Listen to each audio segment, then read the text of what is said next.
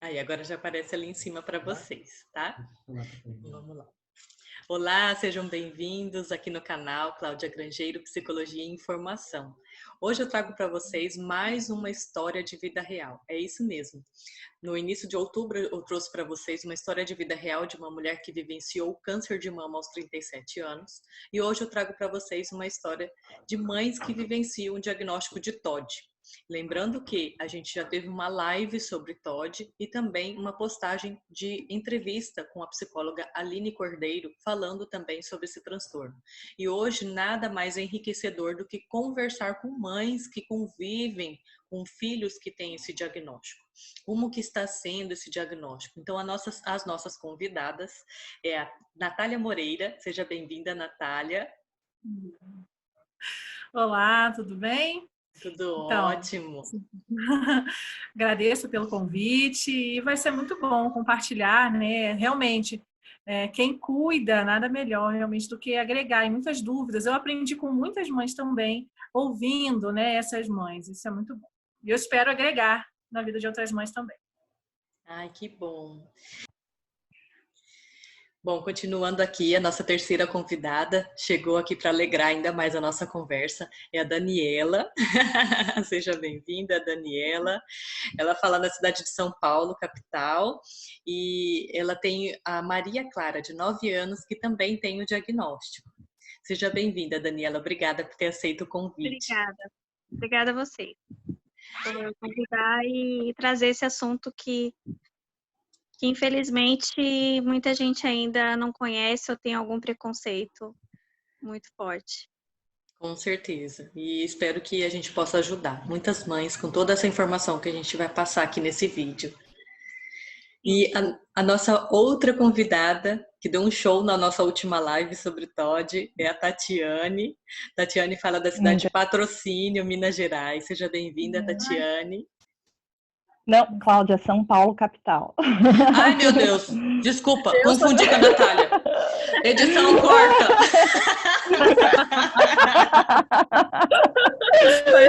Ainda bem que não é live. Ainda bem. Ainda bem. Ai, que eu nunca gravei assim com 4, gente. Foi mal. Imagina. Acontece. Muita informação. Muita. Deixa eu recapitular. Bom, a nossa outra convidada, ela fala da cidade de São Paulo, capital também, é a Tatiane Crossi. Ela tem como filho o Lucas, de 13 anos. Seja bem-vinda, Tatiane. Muito obrigada, Cláudia. Gostaria de agradecer o convite e falar que é um prazer estar aqui compartilhando um pouquinho do meu cotidiano, né, com o meu filho. E quero agradecer e espero que essa conversa seja bastante proveitosa. Com certeza vai ser sim. Bom, meninas, a primeira pergunta eu gostaria que a Natália respondesse para a gente. Em que momento da vida do seu filho você percebeu que ele poderia ter algum transtorno? Era mais ou menos com qual idade, Natália? Então, João, de 3 para 4 anos, quando a gente começa a buscar escolas, né, já existia algo que, como se fosse algo assim, ainda não tinha nenhum conhecimento, não sabia, nem sequer imaginava o que era um TOD ou um TDAH. No caso, ele foi diagnosticado primeiro com transtorno de déficit de atenção e hiperatividade, né, e foi quando ele foi para a escola, com um acompanhamento dos pedagogos escolares e tudo isso. E aí foi diagnosticado primeiro com TDAH. E a partir dos 9 que foi diagnosticado com TOD. O TOD foi depois. Entendi. E você notou algum comportamento que depois que você entendeu que era TOD, você desconfiou que era algo a mais que o TDAH? Porque foi muito diferente, eu não sei se talvez essa transição de idade, né? Porque realmente começou a questão de agressividade na escola, né? As questões do humor, né? E ele os profissionais às vezes nos colocavam numa condição que era só a hiperatividade. Então, assim, se você criava uma perspectiva nele, né? De que vamos ter algo, e ele ficava ou muito eufórico, naquela circunstância fosse positiva, e se aquilo não acontecesse, inicialmente ficava muito depressivo, tinha crises de choro e tal, e aí foi a partir daí. E após essa fase de choro, que entrou nessa fase dos 9 anos, que começou a agressividade. Que aí veio a escola, que veio atitudes em casa, com o meio, né, os coleguinhas de rua. Então, a gente sempre teve muitas reclamações a partir desta idade. Então, quanto era só o TDAH, a gente não tinha tanta, digamos, reclamação, né, vamos dizer assim, do seu meio, de escola ou qualquer outro local. Agora, a partir do TOD, sim, até em casa ficou muito diferente e era algo muito novo, né, então não é que saiu, mas assim, agregou algo negativo e pra gente era tudo muito novo. E entender isso, e quando você não tem um acompanhamento terapêutico, é difícil. Entendi. Bom, Tatiane, conta pra gente um pouquinho já da sua história. Como que foi para você descobrir a história do Lucas? Como que você percebeu que tinha alguma coisa? Então, o Lu, bom, vou começar falando um pouquinho de mim. Eu sou professora, então eu tenho uma vivência muito grande em relação à criança, né?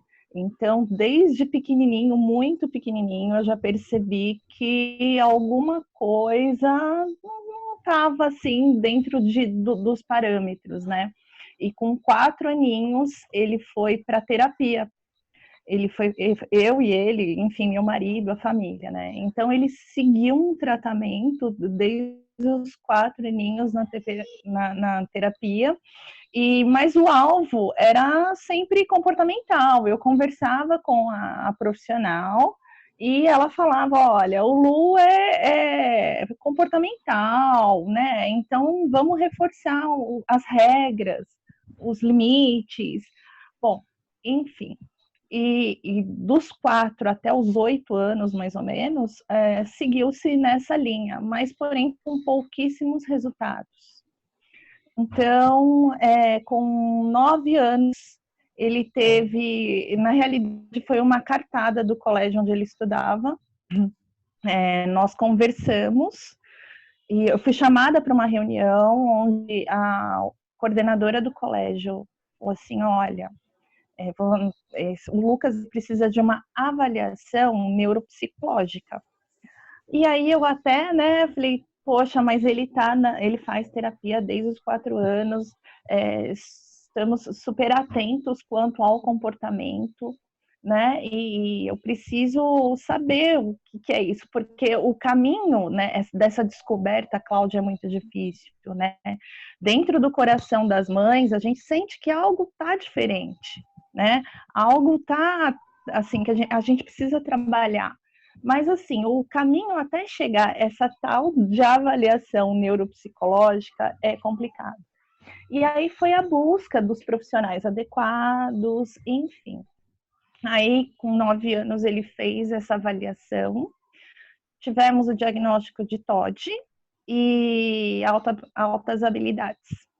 Porque ele sempre foi muito agitado também. E eu até achava que era uma hiperatividade, alguma coisa, mas não, na avaliação deu um QI elevado, que causa também essa agitação, porque a cabecinha trabalha mais que o corpo, né? Então o cognitivo é bem mais acelerado do que o motor. E isso intensifica, né, a irritabilidade, enfim. Passado a avaliação neuropsicológica, veio o diagnóstico, e aí foi a busca do tratamento também, né? Foi a busca, foi a luta, mas graças a Deus, hoje nós temos resultados aqui em casa super positivo. E eu falo também que esse diagnóstico, depois que a gente tem, fala assim, poxa, como fazer, né? O que vamos fazer? E se é um tratamento de família, né? Não é só a criança, é a família, porque é muito difícil. O cotidiano, a rotina é muito difícil. E foi assim que nós descobrimos, que tivemos o laudo do Lucas. Muito interessante a sua história. Ele não tem TDAH, Tatiane? Ele não tem TDAH. Ok, obrigada, Daniela. Agora conta um pouquinho a história da Maria Clara. Então, a Tati falou uma coisa que eu precisava ter para ajudar no tratamento, só que eu não tenho. É a família, porque meus pais são falecidos e quando a Maria chegou, eu estava com uma pessoa que ela o conheceu como pai, que ela é adotiva, ela chegou com 4 dias e quando ela tinha 2 anos, ele foi embora porque as coisas começaram a ficar muito complicadas e a gente que é mãe acaba notando, como as duas disseram, que tem alguma coisa diferente. Só que, geralmente, não é todos que têm essa compreensão. Ele foi embora para o Paraná e eu chamo que é um pai PVA, ele vem uma vez por ano. Então, como eu não tenho uma estrutura familiar para, como diz um ditado indígena, né, que a gente acaba lendo muito, acredito que as duas também, para se educar uma criança é preciso uma aldeia.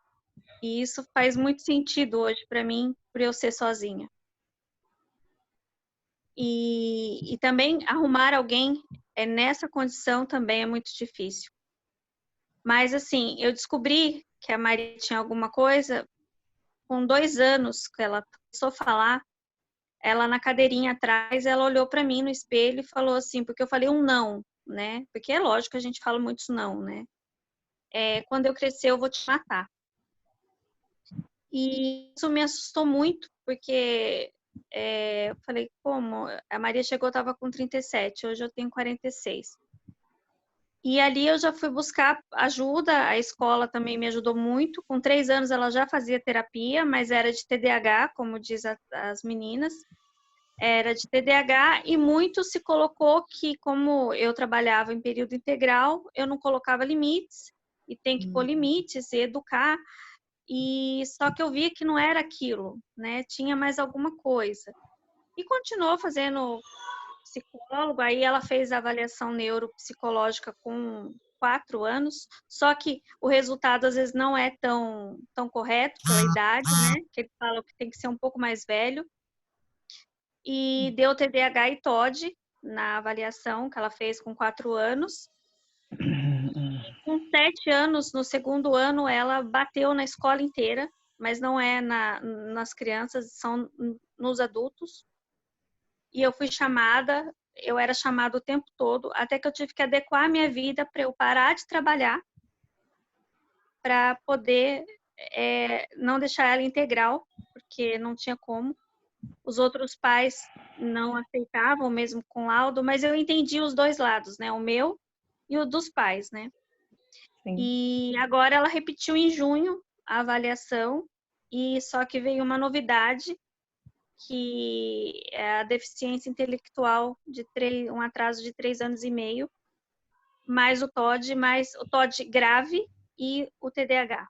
Então, assim, é uma luta diária, de hora em hora, telecena, né? Porque ser contrariada ou dizer não, isso vira uma batalha, né? Vira uma negociação. Eu sempre trabalhei de comprador, então eu falo, deixei de negociar para negociar com uma criança. Então o laudo veio bem cedo dela, assim, bem... Com 4 anos ela já tinha TOD pela neuropsicóloga. E continua agora nessa última avaliação de julho. Certo. Então foi nessas idades. Entendi, Daniela, é bem interessante a sua história, porque há um tempo atrás, no início do mês, eu fui convidada para uma live de um instituto de adoção para falar sobre o TOD e de crianças que são adotadas e às vezes não se sabe o diagnóstico, ou às vezes quando sabe, muitos não aceitam a adoção desta criança pelo diagnóstico. Foi uma live bem interessante, foi algo que um outro lado que eu não conhecia, e agora você trouxe essa história também, e eu imagino assim um amor além do sangue que você tem pela Maria Clara. Parabéns, viu? É emocionante a sua história, de verdade. Eu acho que todas as mães aqui, acho que o fato de você ser mãe, acho que independe de, né? Quando, eu cheguei a ouvir dos psicólogos da vara da infância, que demorou um pouco a adoção dela, os papéis, né? Se eu me arrependi. Eu falei, não, eu acho que independe de ser biológico ou não, apesar que ela estudava com 6 amigos adotivos e todos tinham transtorno, né? Porque existe uma rejeição uterina, eu já estudei isso, a tentativa de aborto aconteceu, isso também interfere, ela chegou com sífilis, tudo interfere no cérebro. Então, não que todos tenham esse caminho leva ao TOD, mas como ainda não temos ainda o caminho e nem um remédio para, tudo tem que ser levado em consideração, né? Com certeza, com certeza. Para isso. Como a gente já explicou em outros momentos, né? O TOD ele tem multifatorial, tem muitos fatores que podem vir a desencadear o TOD. Às vezes você teve uma gravidez perfeita e tem um diagnóstico de TOD. Às vezes você tem uma gravidez conturbada e não tem um diagnóstico de TOD. Então é multifatorial. Às vezes o ambiente que a criança vive também pesa, tem uma questão genética também, que tem algumas linhas que defendem a questão genética também. Então é algo que sai do nosso controle. Não tem como a gente querer ou não querer ter um filho com TOD. Ele vem e a gente tem que abraçar a causa e tentar ajudá-los nesse sofrimento, né? Porque eles sofrem também. Não é só quem cuida. Criança ou adolescente também sofre. Mas muito legal. Bom, vamos lá. Natália, eu gostaria que vocês três, ao mesmo tempo, foram falando um pouquinho como foi o alcance desse diagnóstico, né? E agora eu gostaria que a Natália nos falasse como que está sendo ou como foi o tratamento do João Arthur até o momento. Como que está sendo, Natália? Então, esse caminho, inicialmente, como a gente colocou, né? A mãe sente, né? E nesse sentido, no caso, o João ele tem asma, né? Então, na verdade, quem me deu o caminho das pedras, essencialmente, foi o pneumologista dele, a pediatra, que cuidava dele, assim, de forma... Quando você encontra certo médico, você acredita que é um anjo na terra e você se apega. Então, essa médica, ela, nas consultas, ela percebia um diferencial no João, era muito positiva, e aí me perguntando, até que um momento ela falou, olha, e como é que está essa situação? Porque enquanto a escola já havia feito um pedido para poder estar levando a médicos e, infelizmente, para quem depende de SUS, para um diagnóstico ainda muito novo, há 13 anos atrás, era uma coisa muito ainda... Se hoje ainda tem os seus tabus, as suas dúvidas, imagina quanto mais tempo atrás é pior. E as pessoas nunca tinham ouvido falar, muitos médicos não sabiam também o que nos colocar, porque fiquei à frente de médico que por 5 minutos me ouviu e logo passou medicamentos que dopassem ele. E eu, sabe, mesmo sem entender, eu falo, não quero que dope o meu filho. Eu não aceito isso. E essa ânsia, aquela coisa de mãe, foi, não, isso não está certo. E a partir do momento que essa pneu encaminhou essa neurologista, foi meu divisor de águas. Foi o abrir da cabeça, né? Que aí veio primeiro o diagnóstico com TOD, passado o tempo, quando veio essa mudança, que foi ele estar muito agressivo na escola, e ter sido de uma forma difícil, assim, porque ele não tem controle sobre si, da força que se tem. E a escola, nesse momento, viu um novo João. E isso, para a própria escola, também ficou muito assustada, porque até então era um menino muito doce, mesmo agitado, mas muito doce. E numa circunstância ao qual ele foi confrontado sobre um amiguinho que agiu com ele de uma maneira onde trouxe algo muito forte, uma brincadeira que magoou ele, sabe? E ele foi agressivo a ponto de pessoas, profissionais ali da escola, durante o recreio, ter que segurar ele, porque ele ia machucar gravemente aquele coleguinha. Então, a escola ficou muito assustada, né? E nisso a gente já estava percebendo coisas em casa. Então, quando eu passei isso para o neurologista, sempre vinha aquela pergunta, porque eu já estava aí há 3 anos, eu ainda não tinha um psicólogo, eu não tinha um acompanhamento terapêutico, era só medicamentoso. E isso era muito difícil, porque você não sabe o que fazer. Você não tem orientação assim, ok, tem uma neuro, realmente ela foi muito excelente, me ajudou até onde ela podia ir, mas E aí? E o mais? Sempre precisa de mais. Você precisa de um acompanhamento, como foi colocado aí.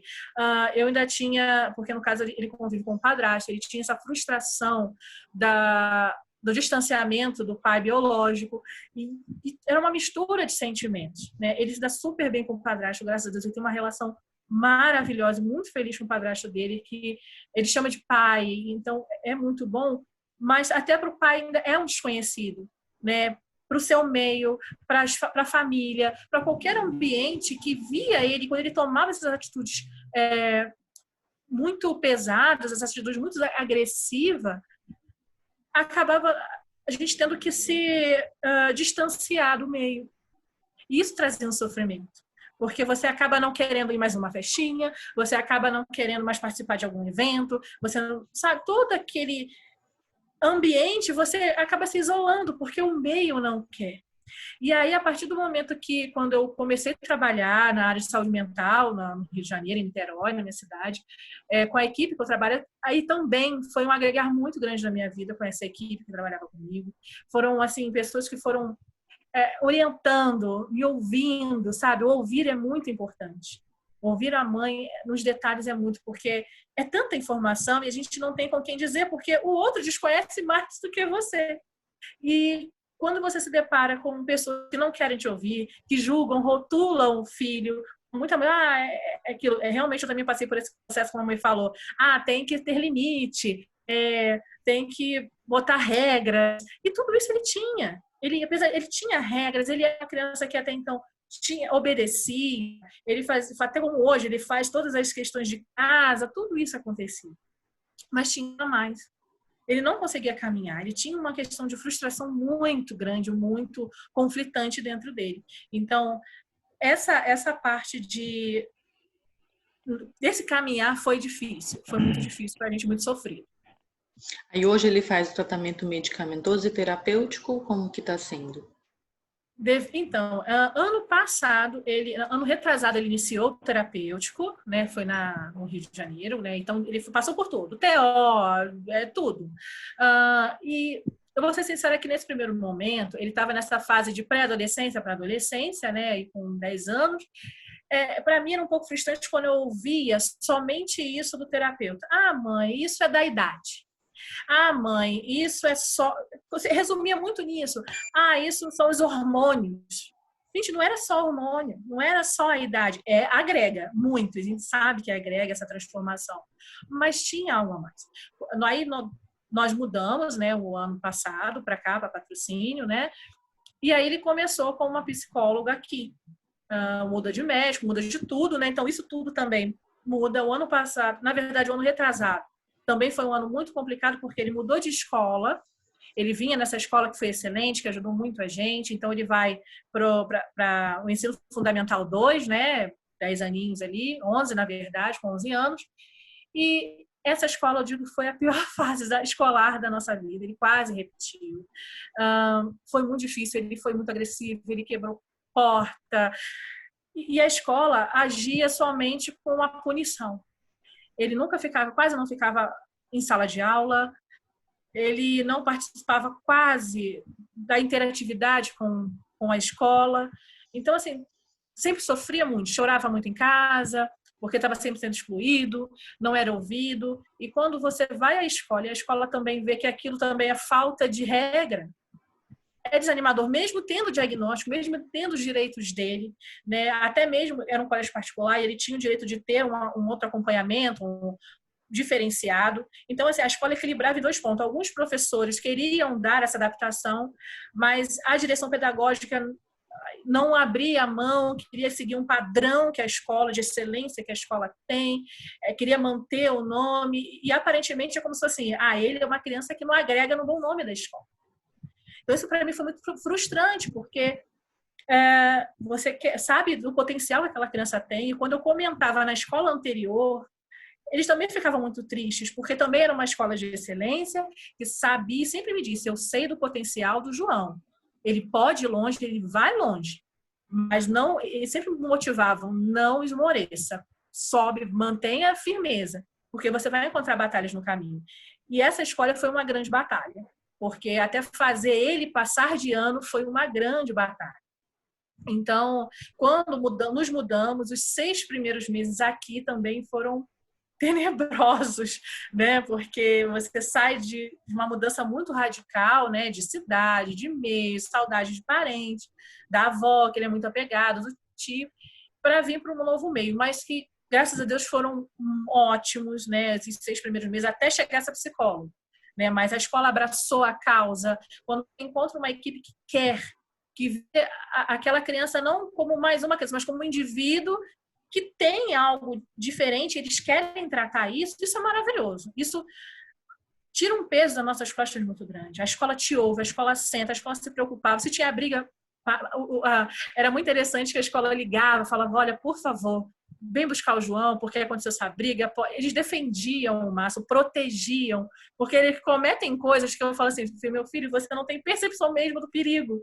Porque às vezes se metia com pessoas que... Porque assim, a gente sabe que criação é uma coisa muito complexa. Então, cada um é criado de uma maneira. Então, existem pessoas que são maldosas que poderiam realmente até machucá-lo.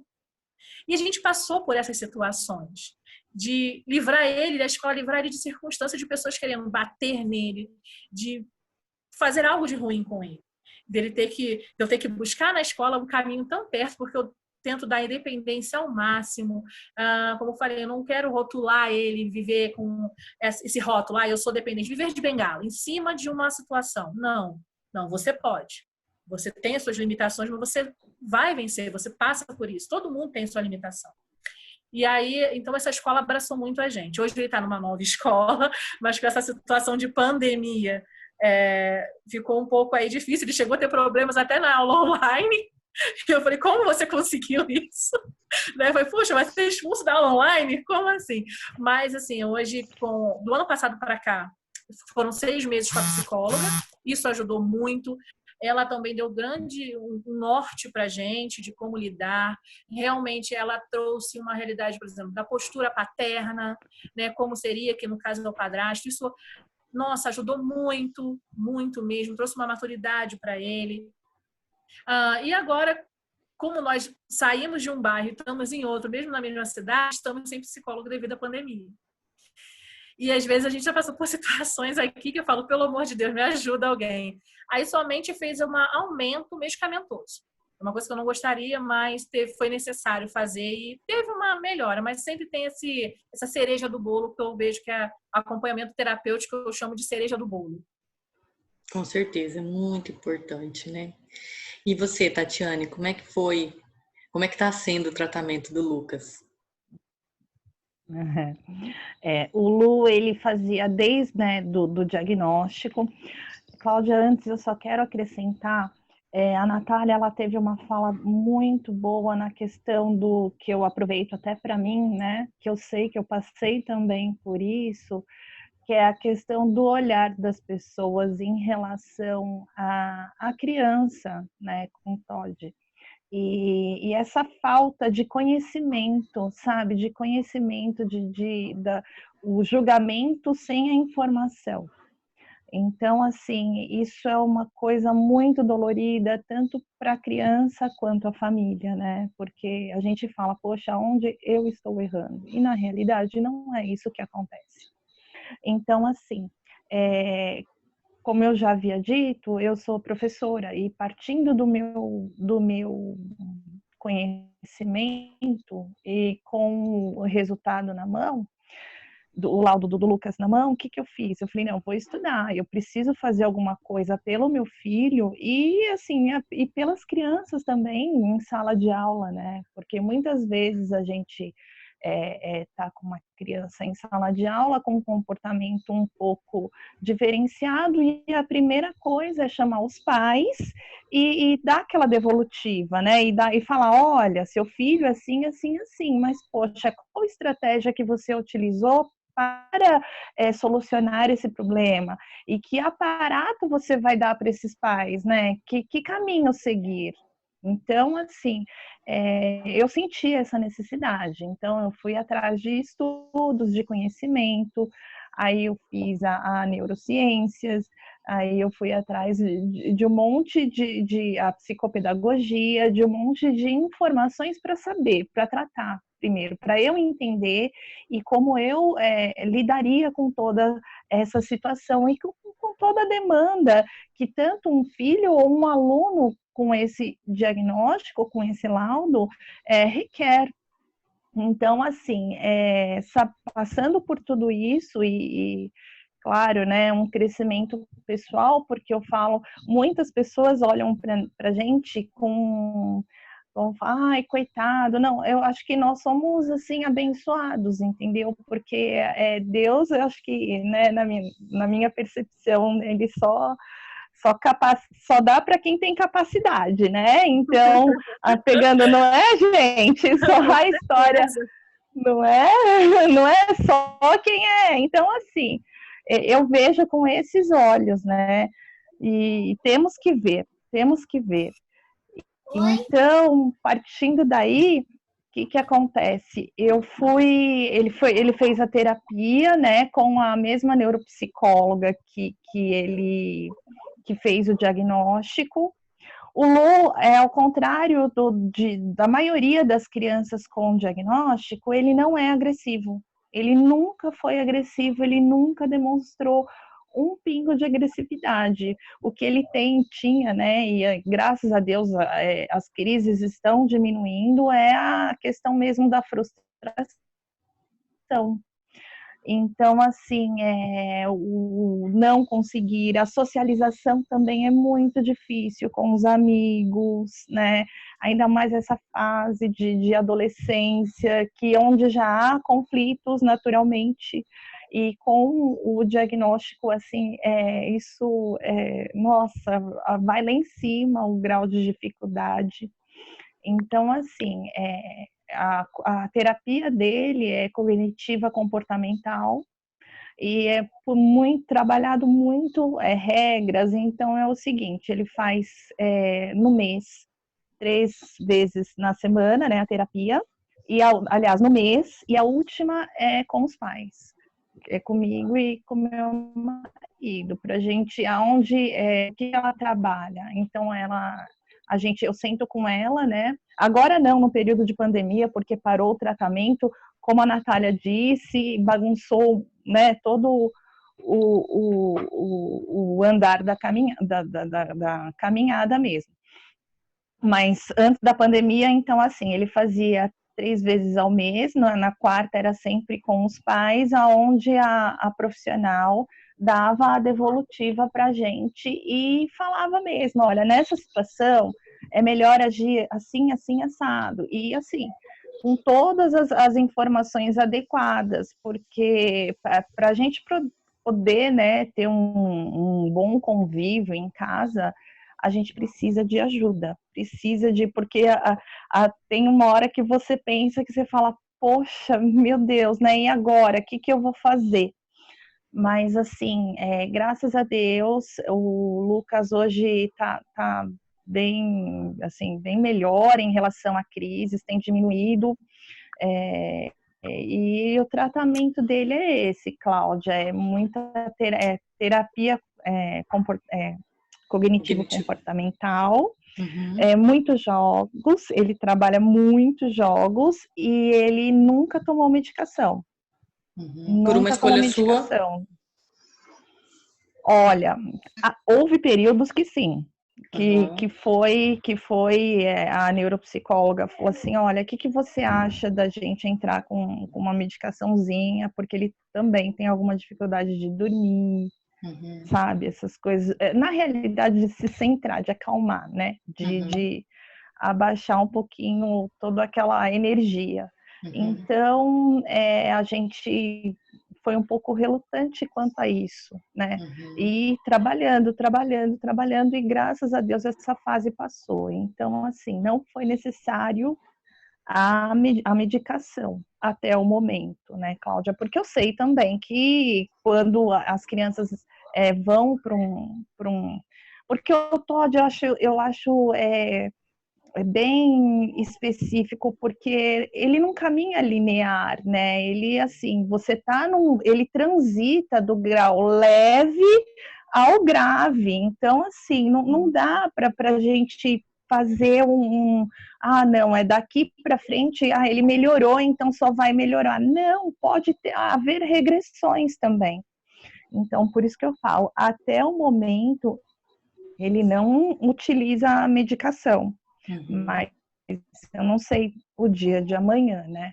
Então, enquanto a gente puder tá trabalhando só com as conversas, as infinitas conversas, diálogo, muita negociação,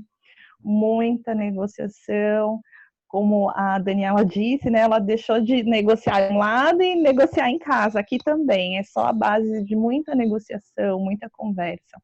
E entender como a gente pode fazer com que os gatilhos de crise se cessam, né? Amenizar o quanto isso. Então, de repente, até a forma que se fala é onde a gente vai evitar uma crise, por exemplo, né? Então, o TOD, ele não, jamais, né? Você dá uma ordem para um TOD é a mesma coisa de você arrumar briga, porque não vai, né? Não é, meninas? É arrumar briga, confusão, não vai. Então, né? Então, saber falar e com isso a gente evita muita coisa, assim, sabe? Saber conversar, saber, né? Olha, o que você acha, né, da gente fazer isso?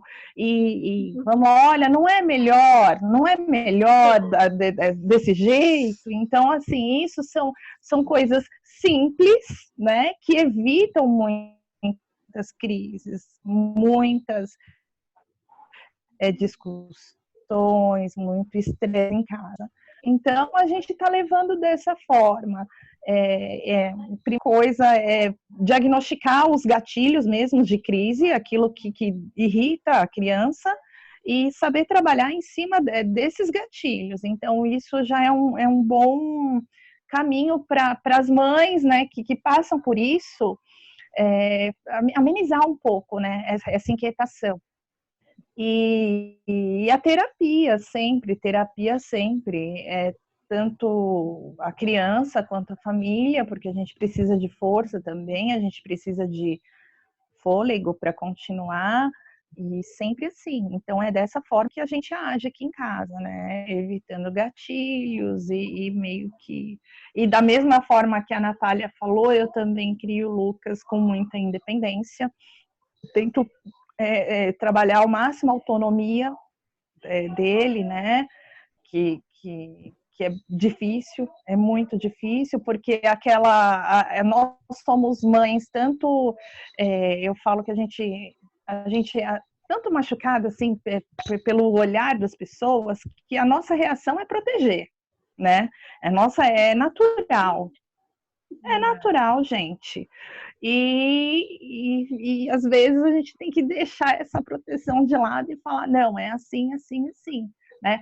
Que a Natália também falou sobre as aulas online. Gente do céu, é muito complicado essas aulas online, né? Eu acho que todas as crianças estão sendo complicadas, mas aquelas que têm um pouquinho mais de dificuldade estão passando por um pedacinho aí. Então, eu entrei em contato com uma professora do meu filho e falei, olha, ele está relutante quanto às atividades, que está sendo muito conteúdo. E aí eu tive como uma resposta assim, faz o que ele pode, o que ele é capaz. Aí eu não gostei, né? Fiquei um pouco assim, falei, não, ele vai fazer tudo, ele é capaz de fazer tudo, só que no tempo dele, né? Então, assim, ou é muito ao céu, ou é muito à terra, né? Então, assim, ou a criança já não é capaz, ele é laudado, então não precisa. Então tá bom. E não é isso que nós queremos. A gente quer uma forma, a gente quer que um respeito ao tempo da criança, né? Ele é capaz, só que ele vai fazer de outra forma, né? Ele vai fazer de maneira diferente, ele vai chegar a um objetivo. Mas ele vai fazer, ele tem o tempo dele. Cada criança tem o seu tempo, né? Independente daqueles que laudados e não laudados. Então, é bem importante as mães saberem até onde, né, elas podem, até onde e como elas podem lutar por essas crianças, né? Que é um dever que a gente tem de mostrar para as pessoas que eles são capazes, que eles podem, que eles são super. Eles aprendem, né? Eles aprendem, só basta a forma, a forma que é passado, que é conversado, enfim. É Com isso. certeza. Lembrando que super importante essa questão da escola, que na nossa próxima live do dia 14 de novembro vai ser com uma psicopedagoga, onde ela vai estar falando sobre a escola e os transtornos infantis, as dificuldades, os meios ideais, né? Não vou falar que é para todo mundo, que todo mundo consegue, porque são inúmeros pontos que às vezes a escola não consegue por uma questão de estrutura, outro por uma questão de capacitação profissional, enfim, por inúmeros fatores, né? Mas eu vou estar trazendo para todo mundo no dia 14 de novembro uma psicopedagoga falando sobre essa questão destes alunos que necessitam desse cuidado diferenciado. Tá? Então não percam para vocês que estão aí nos assistindo. Então, para a gente só finalizar aqui esse nosso bate-papo, gostaria que a Daniela falasse para a gente como é que está sendo, como é que foi o tratamento da Maria Clara. Conta para a gente, Daniela. O tratamento da Maria Clara, desde os 3 anos, é um psicólogo, já passou por fono, porque ela teve alteração no PAC, né, que é do ouvido, processamento auditivo central. E fez toda a fono, aí passava com a psicóloga, sempre psicólogo. Só que às vezes, pelo plano de saúde, muda, né? Não está atendendo mais, aí a gente muda. E desde os 3 anos com remédio. Começou-se com Ritalina, Risperidona, e aquela tentativa de melhora. Só que assim, aí até que eu cheguei num psiquiatra que me disse, porque ela passa nos 3, neuropsiquiatra e psicólogo, né? E neuropsicólogo, nos 4. Que não existe remédio para TOD. São todos para esquizofrenia. Então, você pode ter um acerto, né? Você pode ter ali um acerto de ganho daquele remédio. E aí eu pensei, né? Você fica muito em dúvida. Ela vai ser uma cobaia, então, né? De remédio. E só que ela toma. E sem o remédio é muito pior. Não que o remédio melhora, não melhora. Não abaixa as frustrações, não abaixa a agressividade. Porém, sem o remédio é muito pior. Ela procura ficar nervosa. Não é nem que alguma coisa aconteça com ela. Então, ontem mesmo teve mudança de remédio. E a pandemia realmente, para mim, que moro num apartamento de 46 metros quadrados, foi a gota d'água. Eu estou mudando em janeiro para o interior, para uma chácara que eu tenho. Eu vou morar lá. Ela já está estudando em Socorro. Por quê? Porque a escola que ela estava aqui, que ela tinha mudado em janeiro, por uma questão dos médicos pedirem para mudar, porque não que a escola que ela estava era ruim, muito pelo contrário, só que ela já dominava, né? Ela já tinha um domínio com todo mundo, né? E aí ele falou, vamos tentar mudar de ambiente para ver se muda alguma coisa. Eu concordei, porque a gente vai tentando. Só que essa escola que ela foi, eles aceitaram ela como laudista, tudo, expliquei, porém foi a pior escola que ela foi a pior experiência da minha vida, porque eles falaram muita coisa ruim para mim, tipo, ela não pode ficar dentro da sala, ela não fica dentro da sala, a gente deixa ela passear mesmo, e na aula online, a professora não deixava ela ler uma frase, e ela falou para mim, eu não vou deixar porque ela lê devagar. Então, aí eu tirei, falei, não, eu vou, nem que se for, porque eu ia fazer uma cirurgia, já fiz, estou me reabilitando. Então, ela está estudando online já pelo interior e fui muito bem recebida lá, assim, muito diferente. E o tratamento dela e lá ela vai fazer outros tratamentos que a neuro passou, que é de cavalo, ecoterapia, né? Então, eu tô indo buscar mais ajuda do ar, da terra, de espaço, para poder ver se alivia, porque ela não consegue ficar trancada aqui. É muito desesperador. É muito desesperador. E o que a Natália e a Tati falaram é de olhar das pessoas. Eu moro aqui, desde que ela chegou, já morava aqui. O condomínio inteiro, praticamente, tirando 2 famílias, não entendem, não compreendem. Já bateram no meu ombro e falaram assim: você tem que bater muito na sua filha, porque você tem que impor limites. E eu, no começo, eu me acabava de chorar, porque eu falava assim: meu Deus, eu não consigo criar uma filha, minha mãe criou 4, né? E a ausência masculina para ela, como acho que foi a Natália que falou do padrasto, ela se apega muito à figura homem, né? Por exemplo, ela está num parque, ela chama o cara para ver ela escorregar. Então, tudo isso me assusta também, né? Mas a gente vai conversando, né? Não pode, não é legal, tem homem que é ruim, é do mal, nem todo mundo é amigo. Mas existe essa ligação muito querer, né? Eu acredito que ela vai casar cedo, né? Mas espero que não, mas os psicólogos mesmo me disseram que isso pode acontecer sim. Mas a gente vai lutando. Então, assim, o tratamento dela, acho que com as 2 mães, a gente tem 3 casos aqui diferentes, é sempre buscar, né? Buscar. Agora eu vou mudar toda a minha vida para lá, porque ela quer andar de bicicleta, não pode, quer andar de patins, não pode, Então, eu não aguento mais também, eu faço para psicólogo, só que o meu é via WhatsApp, o dela não deu para ser o WhatsApp, ele está atendendo ela. E os 2 remédios que ela toma. E vamos na luta, não tenho assim para te falar, isso funcionou. Não tenho.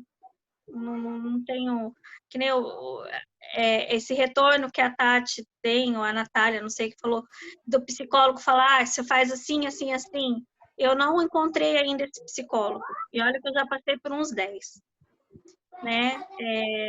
E a escola também, eu até teve essa discussão aí há pouco tempo de escola que aceita, que não aceita, eu não sei julgar, porque até hoje também tirar a criança da sala para ela deixar ela à vontade, até que ponto você paga para que isso ela aprenda alguma coisa, e ela tem que aprender do jeito que ela consegue aprender, né?